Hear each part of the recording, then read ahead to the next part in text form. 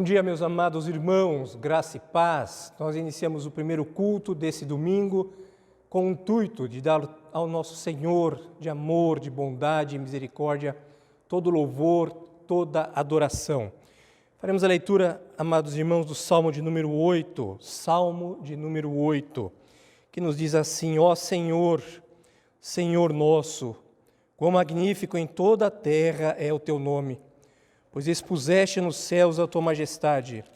Da boca de pequeninos e crianças de peito suscitaste força por causa dos teus adversários, para fazeres emudecer o inimigo e o vingador. Quando contemplo os teus céus, obra dos teus dedos, e a lua e as estrelas que estabeleceste, que é o homem que dele te lembres, e o filho do homem que o visites? Fizeste-o, no entanto, por um pouco menor do que Deus, de glória e de honra o coroaste. Deste-lhe domínio sobre as obras da tua mão, e sob seus pés tudo lhe puseste, ovelhas e bois, todos, e também os animais do campo, as aves do céu e os peixes do mar, e tudo que percorre as sendas dos mares. Ó Senhor, Senhor nosso, quão magnífico em toda a terra é o teu nome. Vamos adorar agora, queridos irmãos, ao nosso grande Deus, cantando o hino de número 48 do Inário Novo Cântico, Amor e Gratidão. Logo em seguida, eu farei uma oração de adoração a Deus.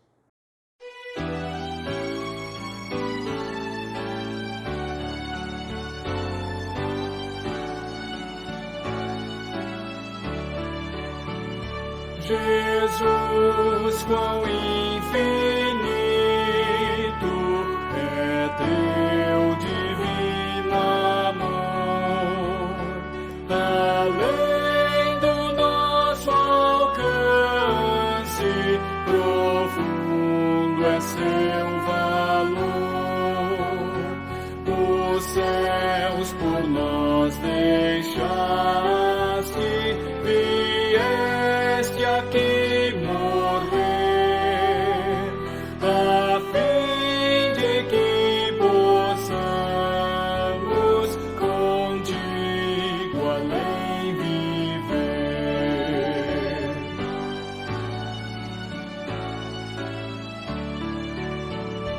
Por isso alegremente buscamos sempre a ti,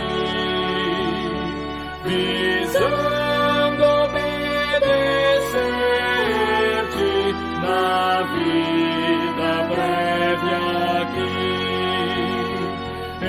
Embora desprezados com aflições e dor, és forte em conservar-te, bendito Salvador. Amém.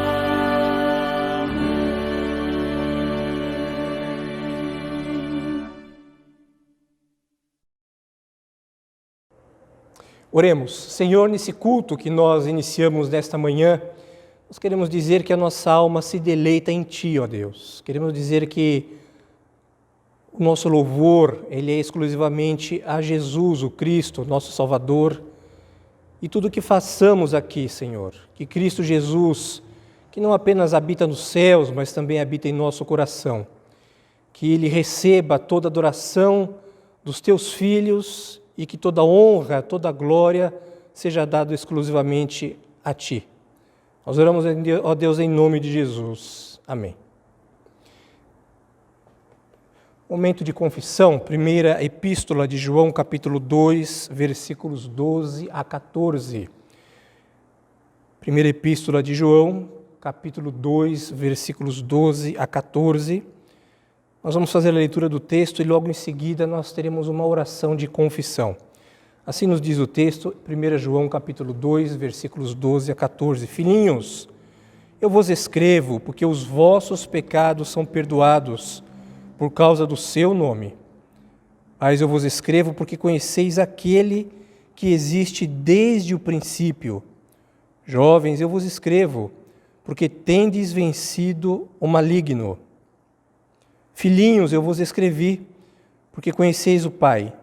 Pais, eu vos escrevi, porque conheceis aquele que existe desde o princípio. Jovens, eu vos escrevi, porque sois fortes, e a palavra de Deus permanece em vós, e tendes vencido o maligno. Oremos. Senhor, nós te agradecemos porque a tua palavra nos ensina que nós, em ti, vencemos a nossa malignidade. Vencemos as nossas impurezas, o nosso egoísmo, a nossa arrogância, a nossa falta de amor, falta de misericórdia, a nossa frieza espiritual. Somos gratos porque em Cristo Jesus todos os nossos pecados já estão perdoados e ajuda-nos ao Espírito de Cristo, para que nós possamos caminhar no amor, na bondade, na graça e na paz. Em nome de Jesus. Amém. Momento de gratidão, ainda em 1 João, capítulo 3, versículos 1 e 2. 1 João, capítulo 3, versículos 1 e 2. Assim nos diz o texto: Vede que grande amor nos tem concedido o Pai, a ponto de sermos chamados filhos de Deus. E de fato somos filhos de Deus. Por essa razão o mundo não nos conhece, porquanto não o conheceu a Ele mesmo. Amados, agora sois filhos de Deus e ainda não se manifestou o que haveremos de ser.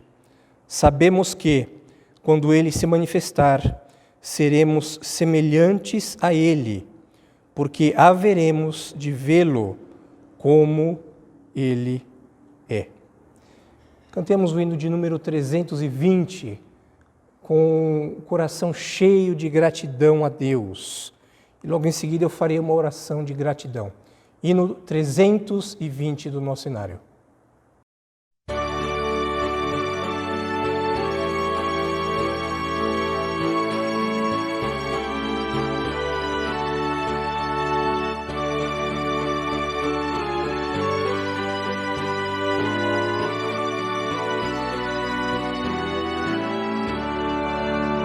Não somente ao se fazer trabalho singular, é mistério agir com muito ardor, mas as coisas mais humildes a executar, deves fazê-las com fervor, brilhar no meio do teu viver, brilhar no meio do teu viver.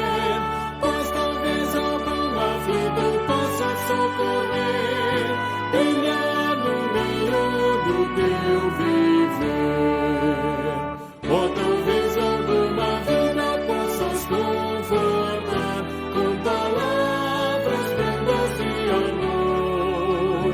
Ou talvez algumas almas tristes alcançar com a mensagem do Senhor. Brilhar no meio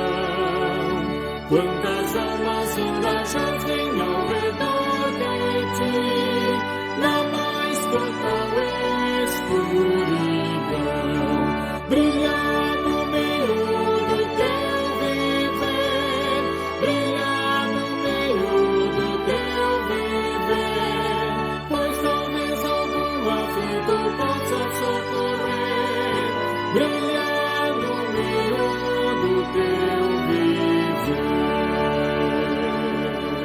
Nós vamos orar agora, queridos, uma oração de gratidão. Logo em seguida você ouvirá uma canção e faremos a exposição da palavra de Deus. Oremos. Senhor, nós somos gratos porque nós temos o brilho de Cristo em nós. De modo, Senhor, que a luz que é em nós não é nossa. Nós não temos luz própria, mas temos a luz de Cristo.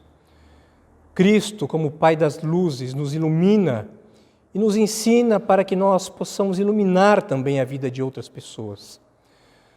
Nós somos gratos a Ti, ó Deus, porque Tu és um Deus que nos chama para iluminar o mundo, para sermos luzeiros e para que as nossas obras sejam obras que glorifiquem a Ti, ó Deus. Nós somos gratos pelo dom da vida eterna em Cristo Jesus e também somos gratos, ó Deus, por mais esta manhã, a qual nós nos reunimos, ainda que à distância, mas reunimos para adorar-Te, para bendizer-Te, para ouvir a Tua palavra.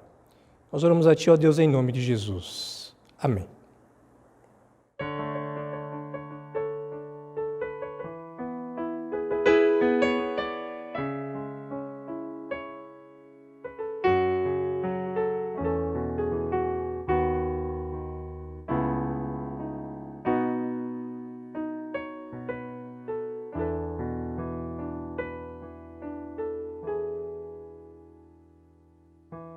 Bem-aventurado aquele que lê, aquele que ouve a profecia.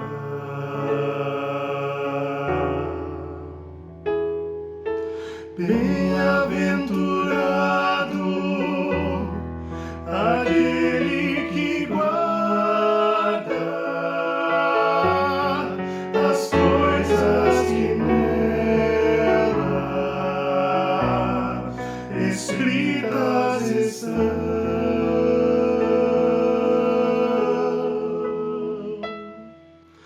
Bem-aventurado aquele que aquele que ouve e busca saber que o tempo está bem próximo de Jesus ali voltar, pois o tempo está bem próximo.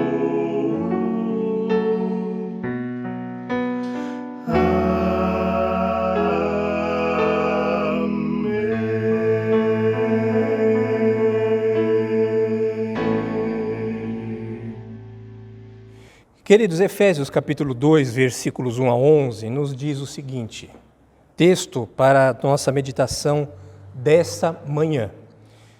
Efésios 2, 1 a 11. Ele vos deu vida, estando vós mortos em vossos delitos e pecados, nos quais andastes outrora, segundo o curso deste mundo, segundo o príncipe da potestade do ar, do espírito que agora atua nos filhos da desobediência, entre os quais também todos nós andamos outrora, segundo as inclinações da nossa carne, fazendo a vontade da carne e dos pensamentos, e éramos por natureza filhos da ira, como também os demais. Mas Deus, sendo rico em misericórdia, por causa do grande amor com que nos amou, e estando nós mortos em nossos delitos, nos deu vida, juntamente com Cristo, pela graça sois salvos, e juntamente com Ele nos ressuscitou, e nos fez assentar nos lugares celestiais em Cristo Jesus, para mostrar, nos séculos vindouros, a suprema riqueza da sua graça, em bondade para conosco, em Cristo Jesus. Porque pela graça sois salvos, mediante a fé, e isso não vem de vós, é dom de Deus, não de obras, para que ninguém se glorie, pois somos feitura dele, criados em Cristo Jesus, para boas obras, aos quais Deus de antemão preparou para que andássemos nelas. Pai das luzes, nesse momento nós te pedimos que o Senhor nos conduza na exposição do texto. Que o Senhor abra o nosso coração, abra o coração daqueles que estão nos acompanhando nesta manhã ou que porventura assistirão essa mensagem gravada, que nós possamos verdadeiramente entender que nossa vida agora é em Cristo. Conduza-nos, ó Deus, que o Espírito de Cristo nos fortaleça através dessa mensagem a todos nós nesta manhã. Em nome de Jesus que nós oramos e te agradecemos. Amém. Queridos, antes de nós falarmos do amor de Deus, é necessário compreendermos a condição espiritual de cada ser humano, porque a história da raça humana, ela apresentada nas Escrituras, ela primordialmente apresenta o ser humano em rebelião contra Deus, em estado de pecado, contra o Deus que prepara um plano redentor para levar o homem de volta a Ele. Antes que fôssemos remidos por Cristo, nós não só cometíamos pecado, tínhamos atitudes pecaminosas, mas a Bíblia nos diz que nós éramos pecadores por natureza, ou seja, o nosso ato de pecar não era um deslize, não era um tropeção aqui e outro lá, mas nós pecávamos constantemente e sem nos preocuparmos com isso. E quando Paulo escreve a Éfeso, aos cristãos de Éfeso, ele utiliza aqui, nesse texto, o verbo andar, definindo com o modo como a humanidade, sem Deus, vive e conduz toda a sua história. O apóstolo, de acordo com ele nos fala que nós estávamos mortos espiritualmente. Ou seja, nós mesmos, por nossa capacidade, éramos incapazes de nos desvincularmos dos nossos atos de egoísmo, de frieza, de maldade, de ausência de amor, de ausência de misericórdia, de rebelião, de insensatez. E sendo assim, nós caminhávamos de acordo com o padrão, de acordo com a lógica, de acordo com os parâmetros, de acordo com os ditames que o mundo apresentava para nós.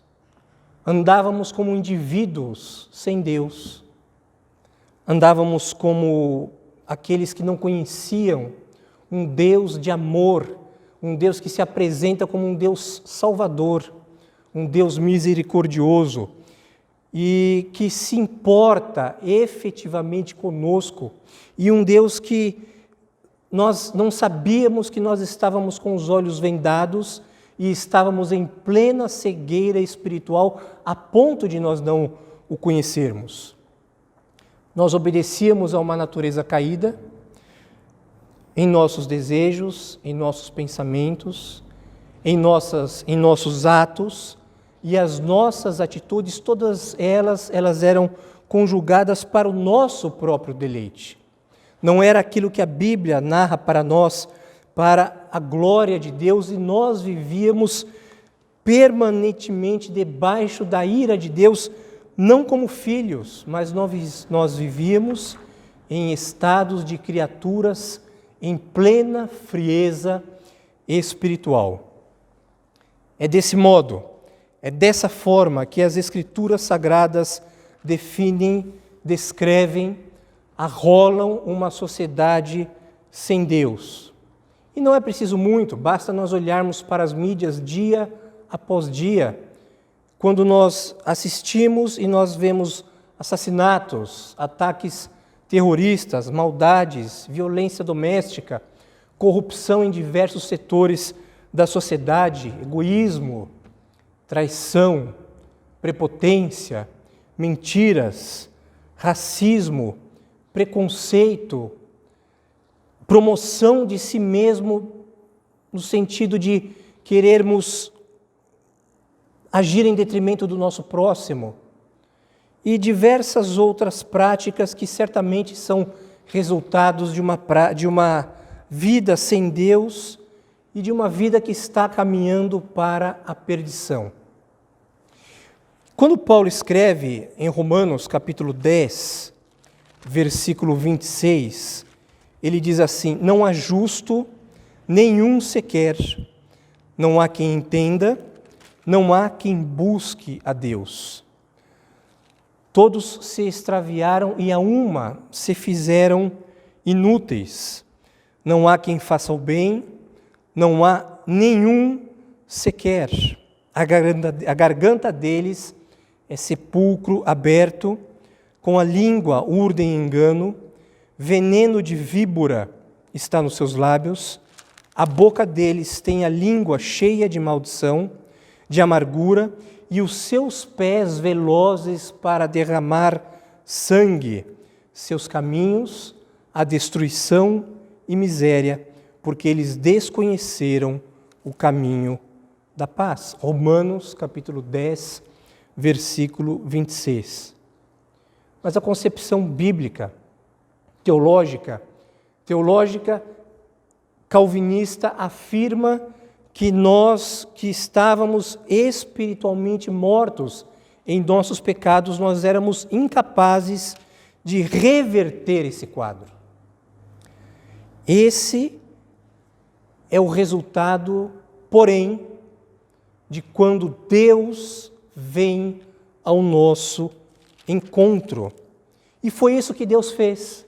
Deus veio, o próprio Deus, Criador dos céus e da terra, Ele veio ao nosso encontro, uma vez que Ele envia Jesus Cristo, o seu Filho, que também é Deus, desce à terra e vem ao encontro dos homens, vem ao nosso encontro para nos dar misericórdia, para nos dar liberdade e para nos trazer amor.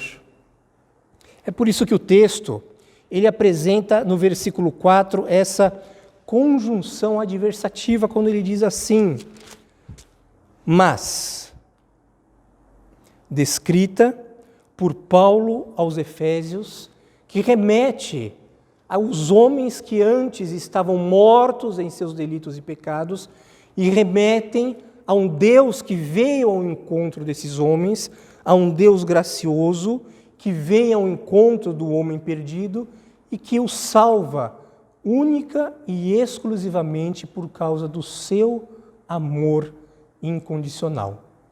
Mas Deus. Observem que essas duas palavras, elas se contrapõem à condição desesperadora da humanidade caída em confronto com a iniciativa graciosa, com a ação soberana, ilimitada e bondosa de Deus para nós. É por isso que o texto diz: éramos objetos da sua ira, mas Deus, por causa do grande amor que Ele nos amou. Deus ama você, por causa da grande misericórdia que Ele tem por nós. Deus, Ele tem sido misericordioso para com você. Nós estávamos mortos, mas Deus nos vivificou em Cristo. Nós éramos escravos, estávamos em uma situação de incapacidade, estávamos em uma situação de desonra, mas Deus nos ressuscitou juntamente com Cristo. Nós, aliás, pregamos sobre isso na semana passada. E uma vez que Deus nos ressuscitou com Cristo, Ele nos coloca a mão direita, numa posição de honra, numa posição de poder, não poder material, mas poder espiritual para vencermos o mal que constantemente se aproxima de nós. Poder que nada tem a ver com o poder humano, mas o poder espiritual. E Deus age para inverter essa situação. É por isso que o texto nos apresenta que, e Paulo fala isso, que assim, existem duas partes nesse contraste. Primeiro, o que nós éramos por natureza e o que nós somos pela graça. Segundo, a condição humana e agora a nossa compaixão divina. A ira do homem. Terceiro, e o amor de Deus. Deus nos viu caídos, entretanto o seu amor gracioso, ele veio ao nosso encontro, ele nos resgatou, nos tirou de uma condição espiritual totalmente morta, nos traz para o reino da luz, aplica a palavra de Deus, que é o próprio Cristo, ao nosso coração e nos dá uma nova vida em Cristo. Por isso, quando nós precisamos, todas as vezes que nós queremos entender o amor de Deus, na verdade nós, por mais que nós reflitamos sobre a preciosidade do amor de Deus para nós não conseguimos entender. Mas nós conseguimos entender quem nós éramos, nós conseguimos entender como nós vivíamos, nós temos uma noção clara daquilo que nós fazíamos, mas quando Deus vem ao nosso encontro, cientes desse contraste, nós conseguimos, embora não entender de maneira clara, objetiva e concisa, como é a natureza desse amor transcendente, onde o transcendente vem ao encontro do imanente. Nós não entendemos isso, mas nós podemos hoje ter uma certeza absoluta. Nós que estamos em Cristo, certamente fomos alvos do imenso amor de Deus. Uma vez que nós somos alvos do imenso amor de Deus, nós precisamos compartilhar este amor com o nosso próximo. Você é amado por Deus. Você que está em Cristo foi alvo do maravilhoso, do divino, do inescrutável, do Salvador, do inarredável amor de Deus por você. Nós vamos orar. Logo em seguida eu impetro a bênção e vocês ouvirão o pós-lúdio. Senhor, não apenas é bom ouvir do Teu amor, mas também é bom falar do Teu amor. Porque todas as vezes que nós falamos do Teu amor, nós sentimos o Teu amor por nós, ó Deus. E nós não temos dúvidas que o Teu amor por nós é um amor infinito, insondável, divino, um amor que nos abraça, um amor que nos leva para mais perto de Ti. E é por isso que nós não podemos ser egoístas com o amor que recebemos de Ti, ó Deus. Que o Senhor nos conduza para que nós possamos compartilhar este amor. Compartilhar esse amor com o nosso próximo, compartilhar esse amor com os nossos familiares, compartilhar esse amor com os nossos colegas de trabalho, com os nossos vizinhos e até mesmo com aqueles que nos desejam mal, ó Deus.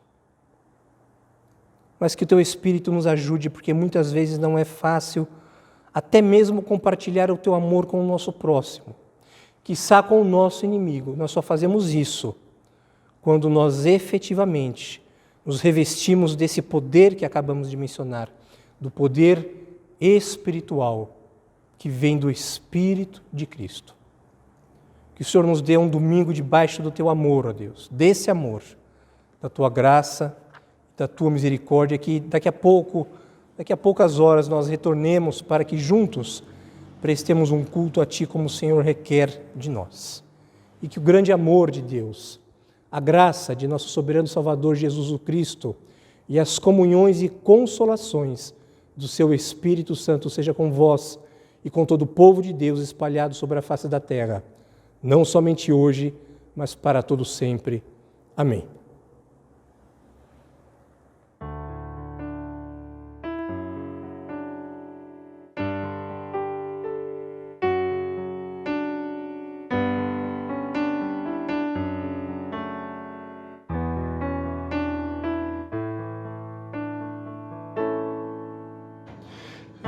Derrama paz, vem derrama as bênçãos sobre